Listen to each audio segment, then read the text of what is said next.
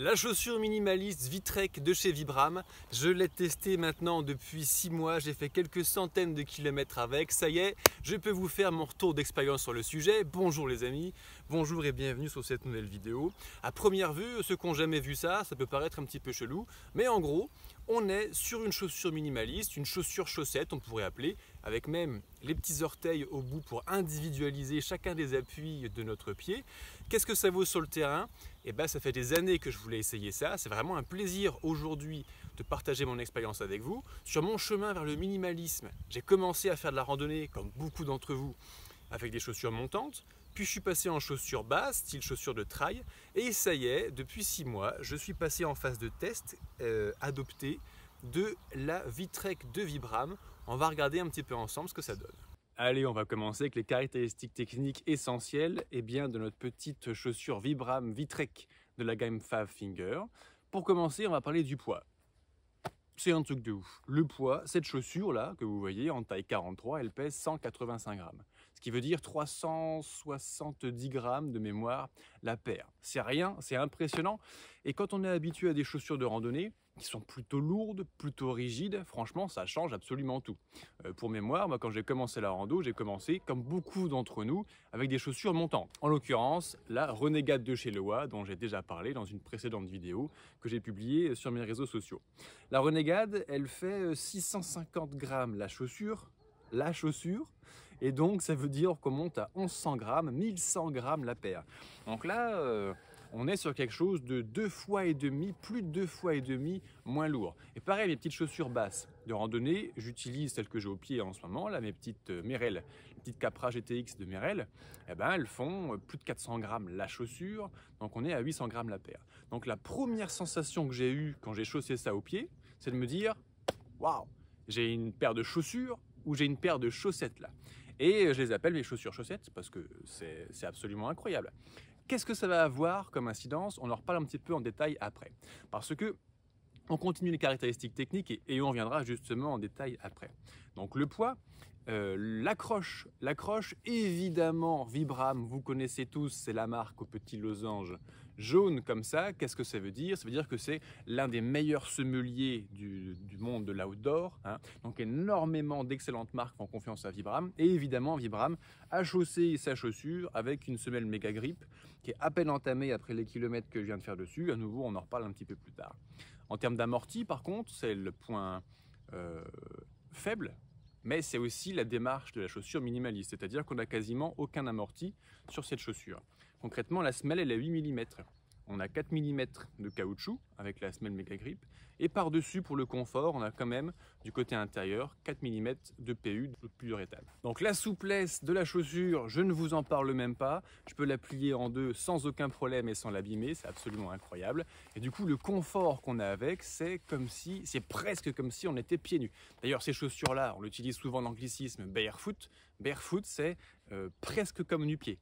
Effectivement, ces chaussures, quand je les mets, j'ai presque l'impression, les sensations d'être pieds nus, beaucoup plus confortable que des chaussures. Ensuite, comme vous pouvez le constater, en gros, cette chaussure, c'est une semelle Vibram plus une chaussette extrêmement souple, puisqu'en fait, le revêtement, notamment de la tige, on va être ici sur 50% laine, 50% synthétique du polyester de mémoire, ce qui fait qu'on est sur quelque chose de souple et de stretch. Donc pour pouvoir enfiler la chaussure, enlever la chaussure, c'est super pratique parce qu'effectivement, la mise et l'enlèvement de la chaussure, c'est un peu comme une chaussette, c'est très serré, donc ça prend un petit peu plus de temps qu'une chaussure rigide classique.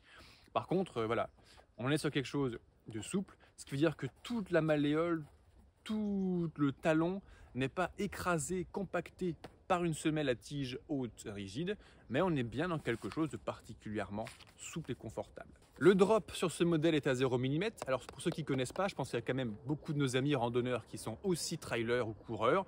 Le drop, c'est l'épaisseur du talon qu'on peut avoir, l'épaisseur de la semelle au talon qu'on peut avoir pour amortir le choc quand on arrive sur le talon. Le principe du barefoot sur la Vitrek, c'est qu'il n'y a pas de drop, zéro. Donc si c'est ça qui vous intéressait, partez plutôt sur de la V-Trail ou de la V-Run. Et enfin, ce modèle, il est disponible pour les hommes, pour les femmes, et vous trouverez les liens en description de cette vidéo pour retrouver les produits chez mon partenaire et avoir en détail tout ce dont vous avez besoin.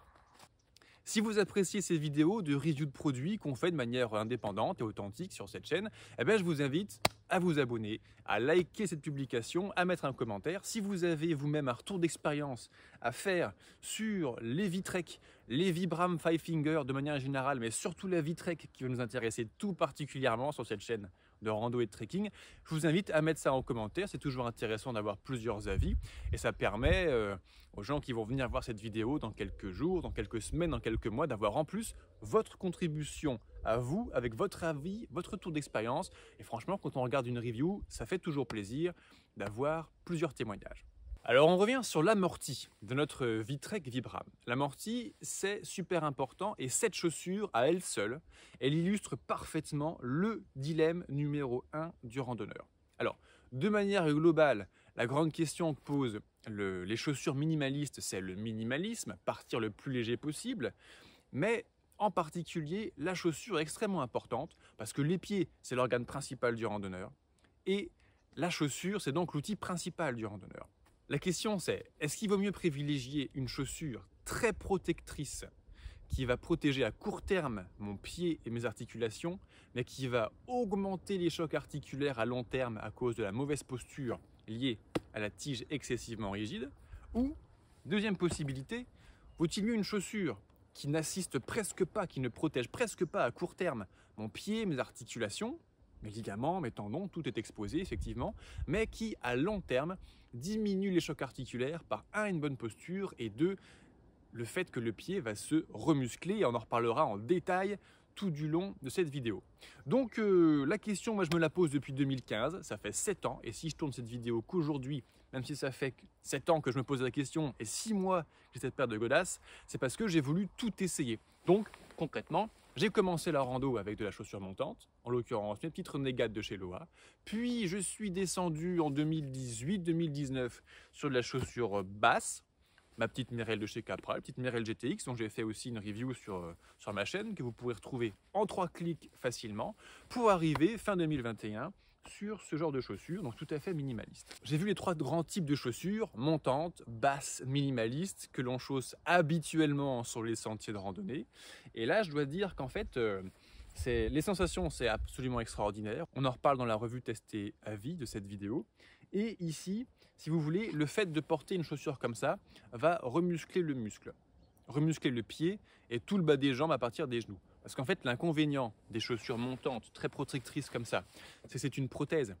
Ça fait le travail à notre place. On a une rigidité totale, autour de la malléole, donc tout est bien protégé, certes, mais les muscles ne travaillent plus, les tendons ne travaillent plus, les ligaments ne travaillent plus.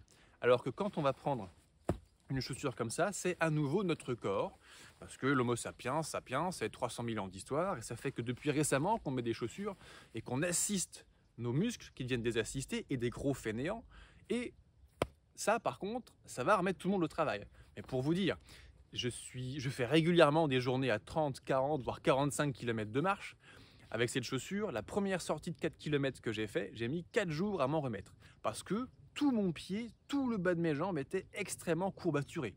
Alors, ça m'a foutu une claque. Je me suis dit, merde, je ne sais plus marcher, c'est quoi le problème? Là, je me suis laissé aller, ça va pas? Non, j'ai simplement fait retravailler toute une chaîne musculaire de muscles que j'avais complètement oublié qu'ils existent. Et ça, c'est incroyable, parce que une articulation, pour la protéger, la solution numéro 1, c'est de remuscler les muscles qui sont autour. Avec ça, on remuscle tout. La deuxième solution pour protéger une articulation de manière naturelle, c'est d'avoir une bonne posture. Et un déroulé de pied, un bon déroulé de pied, c'est la posture naturelle que 300 000 ans d'évolution a trouvé pour ne pas choquer nos articulations.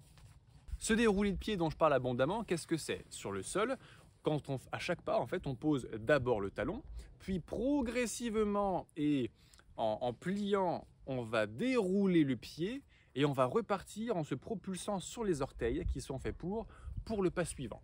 Donc si j'enlève la chaussure et que je prends ma main et mon pied, on pose le talon, on déroule le pied avec la voûte plantaire et on finit sur les orteils pour se propulser.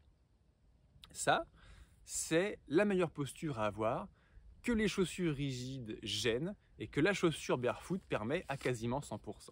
Donc pour conclure les avantages de la Vibram Vitrek, on a le poids, 185 grammes par chaussure, c'est un truc de ouf, et une petite plume. On a quand même, malgré cette légèreté, une excellente accroche avec le méga grip de chez Vibram. Ceux qui connaissent, vous savez de quoi je parle. Donc une excellente accroche sur sol sec et sur sol humide. On va avoir également une chaussure qui permet de remuscler le pied. Alors ça fait 6 mois que je l'utilise. Je reviens de 150 bornes de randonnée avec elle. Mon pied s'est épaissi, il s'est élargi, je supporte plus mes chaussures de ville que j'avais. C'est incroyable. La transformation de mon pied et le bas de mon jambe est visible, c'est vraiment incroyable. Et le dernier avantage qui est recherché avec les chaussures minimalistes et barefoot, c'est le fait que grâce à sa souplesse, on va pouvoir faire un bon déroulé de pied à chaque pas et ainsi, par une bonne posture, limiter les chocs articulaires à long terme. Pour aller plus loin et retrouver cette chaussure Vitrek de chez Vibram, vous n'avez qu'à cliquer sur le petit bouton qui doit s'afficher quelque part ici ou en description de cette publication et vous retrouverez la fiche technique et vous pourrez la commander facilement. Je vous ai mis 2 liens, le modèle homme et le modèle femme, c'est disponible pour tout le monde, donc je vous laisse regarder ça. Ensuite, en termes de logistique, pour pouvoir mettre une paire de chaussures comme ça, évidemment, il va falloir porter des chaussettes comme ça. Des chaussettes 5 finger, des chaussettes à 5 doigts. Alors concrètement, j'ai essayé plusieurs modèles. Le meilleur rapport qualité-prix, le meilleur modèle que j'ai trouvé sur le marché, à mon sens, ce sont les Decathlon, des petites Keep Run, donc je vous mettrai le lien également en description, qui ont cet avantage d'avoir les orteils individualisés. On a une chaussette technique sans couture aux zones de frottement essentielles pour limiter les ampoules et renforcée à ce niveau-là pour ne pas que le bord de la chaussure frotte et cisaille le talon. Ça, c'est le modèle haut. Vous avez également le chaussure bas, le modèle bas, pardon. Le modèle dit invisible parce qu'on ne le voit presque pas dépasser de la godasse. Moi j'ai acheté ma première paire, j'en avais qu'une pour l'instant en modèle haute et je viens d'en commander 3 paires en basse sur le site de Decathlon. Donc vous aurez le lien à nouveau en description. Puis ceux qui connaissent ma chaîne, qui me suivent depuis un certain temps, vous me voyez très régulièrement avec ça au pied et vous me verrez bientôt avec des chaussettes qui ne dépassent même plus. Mon test et avis indépendant de la chaussure Vitrek de chez Vibram, j'ai attendu 6 mois avant de faire cette vidéo parce que j'ai attendu de marcher 400 km avec. Alors comment est-ce que je sais que j'ai marché 400 km avec? Concrètement, j'ai pris un petit post-it et à chaque fois que j'ai marché avec, j'ai écrit et donc j'ai fait le calcul, j'en suis à 397 km à l'heure où tourne cette vidéo. On va dire 400, permettez-moi d'arrondir. Et en fait, il faut y aller très progressivement. Mais ça, on y revient en détail dessus. 400 km, les chaussures sont quasiment intactes, comme on va pouvoir le regarder à la caméra. Vous voyez, la chaussure est à peine abîmée et le méga grip commence à être entamé, on va dire, sur les petits bouts des orteils. Franchement, même l'attaque du talon, elle est franchement quasiment neuve. Les coutures, j'ai pas eu de problème dessus. Ça a tenu partout. Alors habituellement, c'est là que j'explose mes chaussures parce que j'ai le pied plat et le pied extrêmement large, comme un canard ici. Là, on voit que ça commence à travailler. Entre nous, j'ai déjà explosé des paires de chaussures au bout de quelques centaines de kilomètres. Là, ça a tenu. Non, les coutures tiennent sur les extrémités. Donc, on est sur une chaussure quasiment intacte. Et concrètement, mes pieds, comme on l'a dit juste avant, par contre, ils ont épaissi, ils sont élargis, ils sont remusclés. Et par contre, je vous invite à être très progressif sur l'utilisation de ce genre de chaussures. Beaucoup d'entre vous, chers amis randonneurs, chères amies randonneuses, vous avez soit les genoux sensibles, soit les chevilles, les hanches, ou la colonne vertébrale, ou les cervicales. Si vous avez mal dans les endroits que je viens de vous dire, c'est que les chocs articulaires vous blessent et par conséquent, il faut que vous travailliez à structurellement diminuer vos chocs articulaires. Ça, c'est une possibilité, mais à long terme, pas à court terme. J'ai utilisé un autre truc il n'y a pas longtemps. Il y a 1 mois, j'ai publié une vidéo sur le chariot de randonnée X-Trek. Pour réduire les chocs articulaires, c'est immédiat, c'est à court terme, c'est instantané et c'est l'outil le plus puissant en termes de réduction de chocs articulaires que j'ai jamais essayé de ma vie. Ça faisait longtemps que j'avais très envie de l'essayer, je viens juste de le faire. Donc pour ceux que ça intéresse, le chariot de randonnée ultra léger, vous trouverez la vidéo quelque part ici, là, pour avoir plus d'infos dessus. Alors maintenant, on va faire un petit peu la fac, la foire aux questions de ce genre de chaussures. J'ai repris les questions que j'ai le plus retrouvées sur Internet, sur Google, sur différents forums, parce qu'effectivement, ça pose des questions. Moi, j'avais mes questions, mais vos appréhensions ne sont pas forcément les mêmes. Concrètement, La première chose qui m'est venue à l'esprit, c'est évidemment l'amorti à cause de la souplesse. Il y a moins d'amorti, c'est sûr, et il faut le gérer avec la progressivité. On en revient dessus dans un instant. La deuxième question que je me suis posée, c'est et le risque d'entorse alors? Parce que je suis grand, les articulations quasiment hyperlaxes, notamment les chevilles, où j'ai enchaîné les entorses sur chacune de mes chevilles depuis l'adolescence à vitesse grand V, c'est horrible, donc j'appréhendais. C'est aussi pour ça que quand j'ai commencé la rando, j'ai écouté les conseils de sécurité de prendre des chaussures montantes pour bien verrouiller la cheville. Puis je suis descendu sur la chaussure basse, et là, ça a été les clashs. Je me suis jamais autant tordu les chevilles qu'avec des chaussures basses. Alors des chaussures de ville, quand j'étais adolescent, que je me claquais la cheville tous les 3 mois, c'était avec des chaussures basses, qu'avec des chaussures trail typiquement, qui sont encore pires que les chaussures de randonnée basses. On en parlera plus tard. Donc j'appréhendais cette histoire. Et là, il y a, avant que je choisisse le modèle et que je me lance à acheter fin 2021 mes Vitrek, il y a quelqu'un qui m'a apporté la réponse. Je parle du Redfish, le poisson rouge, le chat schizophrène, qui est un des plus gros contributeurs du célèbre forum Randonnée Léger. Si vous vous intéressez à la rando et que vous demandez à notre ami Google des questions une fois de temps en temps, je pense que vous connaissez forcément ce forum qui est une mine d'or d'informations. Et Redfish, je te fais une petite dédicace au passage, est à mon sens l'un des 2 plus gros et meilleurs contributeurs avec Olivier le fondateur de ce forum. Redfish, il a publié un topic il y a quelques années, 2019 ou 2018 de mémoire, où il fait son retour d'expérience là-dessus. Et en fait, il pose la question de manière absolument incroyable et il a verbalisé ce que je ne comprenais pas encore à l'époque et ce que j'ai expérimenté et compris aujourd'hui. Eh bien, c'est que les chaussures les plus dangereuses pour les chevilles, hyperlaxes, parce qu'il est un peu comme moi, eh bien, ce sont les chaussures basses. Mais que ça, ce n'est pas pire. Moi, je me disais chaussures hautes, ultra protégées, chaussures basses, pas trop protégées, et chaussures minimalistes, alors là, rien, attention les chevilles, eh ben non, pas du tout. Les chaussures hautes sont les plus protégées à court terme, les chaussures minimalistes sont juste en dessous, et les chaussures basses, chaussures trail, ça quand vous avez les chevilles fragiles, vous oubliez, c'est évidemment le plus dangereux. Pourquoi? Est-ce que vous vous êtes déjà tordu la cheville pieds nus? Non, je me suis jamais tordu la cheville pieds nus, il faut vraiment le vouloir pour se tordre la cheville pieds nus. On se tord les chevilles et on peut partir en entorse à cause notamment du drop. Quand on a une semelle bien épaisse sous le pied, notamment énorme au niveau du talon, plus la semelle va être épaisse, plus quand la cheville va tordre, ça va être une grosse amplitude et ça va faire mal à la cheville. Donc en fait avec ça, sur les 400 bandes que j'ai marché, je ne me suis jamais tordu la cheville et franchement je ne vois pas comment je pourrais me tordre la cheville. La semelle elle est à peine plus épaisse que ma corne de pied, il n'y a qu'une millimètre, donc l'augmentation du risque est très faible et vu que le pied est fait grâce à la proprioception, la largeur du pied, quand on utilise bien cette partie là du pied, ça me semble vraiment très difficile de se tordre la cheville, voire de se faire une entorse avec ça. Alors ces chaussures minimalistes de Vibram, la gamme des 5 fingers, hein, donc les 5 doigts, vous en avez plusieurs modèles. Évidemment, moi je suis un randonneur invétéré, je vous parle de la Vitrek, donc le modèle de chaussures qui est fait spécialement pour le trekking, la randonnée. Vous trouverez également, pour ceux que ça intéresse, la V-Trail, qui est faite pour le trail, la V-Run, la V-Alpha, la KSO, donc il y a plein de modèles différents avec des spécificités différentes. Je vous invite à bien choisir votre modèle en fonction de votre usage principal. Je disais tout à l'heure, j'ai utilisé des chaussures de trail pour faire de la rando. Eh ben, à mon sens, c'était une connerie parce que j'ai les chevilles hypersensibles et hyperlaxes. La différence de semelle entre une chaussure de trail, de run et une chaussure de trek, c'est qu'elles ne sont pas conçues pour résister au même type de choc.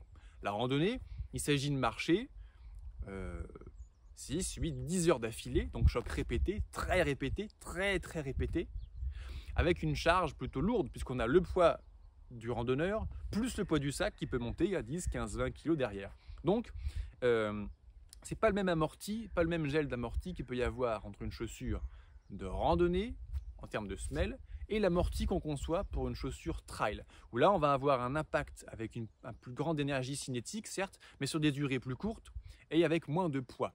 Donc si vous faites surtout du trail ou du run, partez vraiment sur du trail run, et si vous êtes plutôt de la randonnée, partez plutôt sur la Vitrek. Bon, il m'arrive de faire une petite course de 3-4 km en trail avec une fois de temps en temps, mais mon usage principal clairement c'est la rando. La progressivité,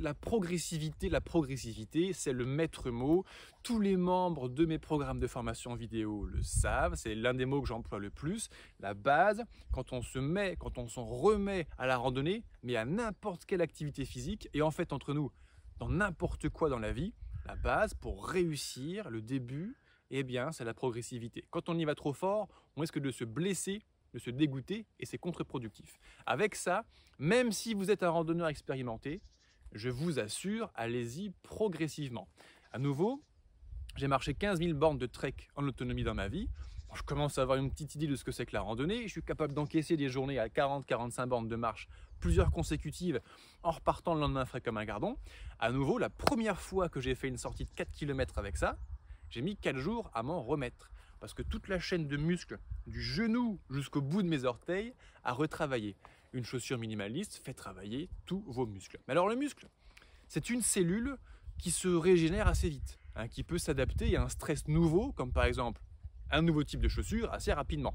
Les tendons, par contre, sont beaucoup plus lents. De mémoire, je voyais ça sur une excellente vidéo de Major Movement l'autre jour. Le tendon, les cellules de tendon, ils mettent entre 3 et 6 mois pour s'adapter à un nouveau type d'effort. Alors si vous êtes plutôt sec, si vous êtes plutôt sujet aux tendinites, attention les ballons avec ce modèle. J'en sais quelque chose parce que à titre perso, je suis très sujet aux tendinites. Allez-y mollo, ne grillez pas les étapes. Ça fait 6 mois que j'ai mes chaussures. Toutes mes premières sorties que j'ai faites, ce sont des sorties de 1,1 km. Alors pourquoi 1,1 km?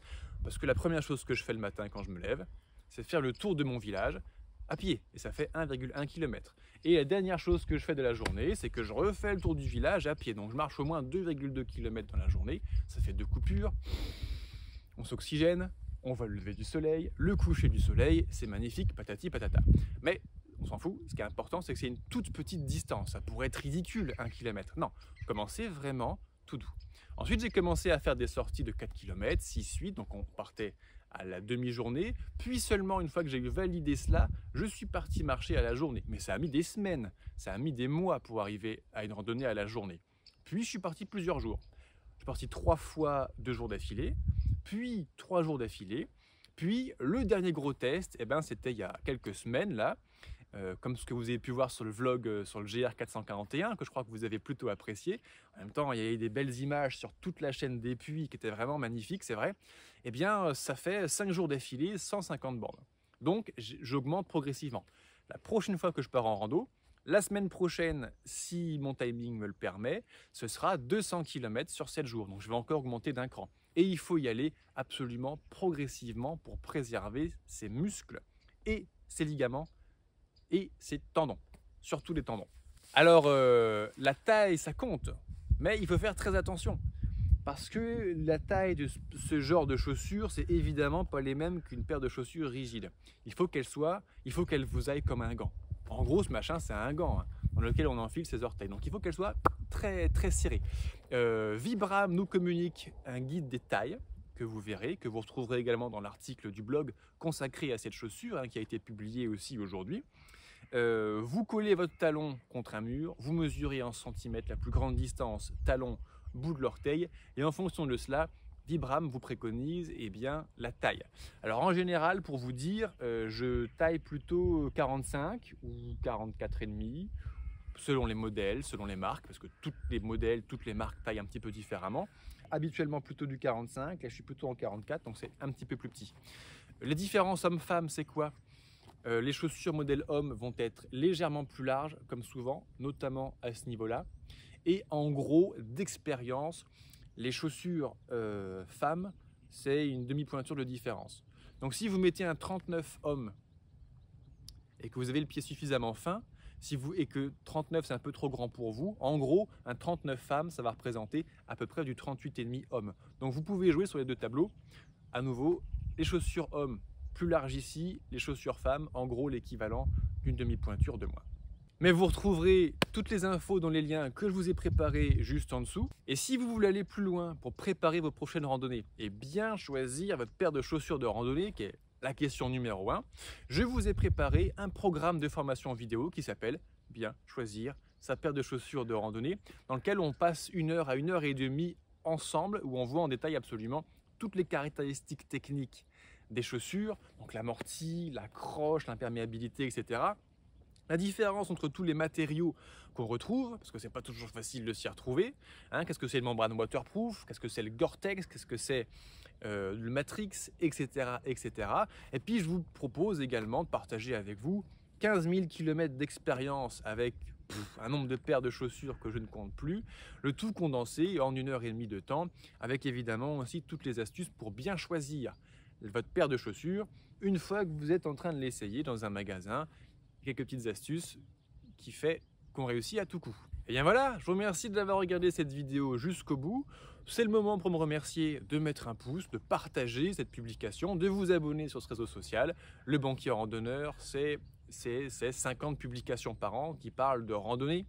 On fait des revues de matériel, par exemple avec la Vitrek qu'on a fait aujourd'hui, mais également sur des tentes, des sacs, des vêtements, des équipements, etc., etc. Je vous partage également les récits de mes randonnées. 15 000 km de trek, j'ai quelques petites histoires à vous raconter et je partage évidemment mon expérience, mes astuces, mes conseils pour bien organiser sa journée de rando. Et ce qu'on veut au final, c'est quoi? Qu'est-ce qu'on veut? Eh bien, c'est passer un bon moment sur les sentiers, bien profiter de ça sans se blesser, sans rêver de blessures. Je vous souhaite une excellente journée, prenez soin de vous et à très bientôt sur une nouvelle publication. Ciao!